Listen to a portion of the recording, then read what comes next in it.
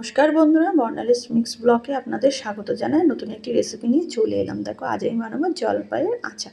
দেখো আমি কীভাবে বানাই। জলপাইগুলো কিন্তু আমাদের বাড়ির গাছে। দেখো আমি জলপাই থেকে বোটাগুলো ছাড়িয়ে নিয়েছি, সুন্দর করে ধুয়ে নিয়েছি। তারপর একটা পাত্রের মধ্যে জলপাইগুলো দিয়ে আমি সুন্দর করে সিদ্ধ করে নিয়েছি। দেখো কত সুন্দর সিদ্ধ হয়ে গেছে। এবার আমি হাত দিয়ে ভালো করে আমি ঘাটিয়ে নিচ্ছি। আর দেখো কড়াইতে আমি চিনির পরিমাণ মতো চিনি দিয়েছি আর জল দিয়েছি। দিয়ে দেখো চিনির জলটা আমি সুন্দর করে ভালো করে গাঢ় করে জাল দিয়ে নিয়েছি। তার মধ্যে এবার চটকে রাখা জলপাই দিয়ে দিলাম, পরিমাণ মতো লবণ দিলাম আর হলুদ দিলাম। দেখো সুন্দর করে মিশিয়ে নিচ্ছি। তারপর আরেকটা কড়াইয়ের মধ্যে আমি বেশ কিছু পরিমাণ ধনে দিয়ে দিলাম, তার মধ্যে দুটো তেজপাতা দিয়ে দিলাম আর পরিমাণ মতো দেখো আমি 5 ফোড়ন দিয়ে দিলাম।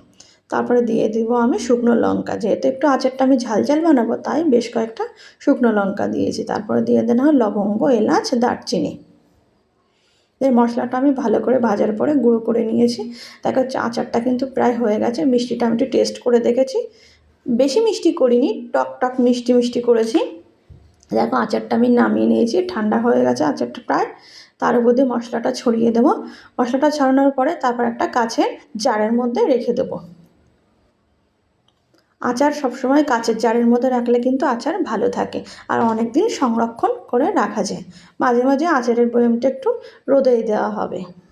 আমার ভিডিওটি কেমন লাগলো কমেন্ট করে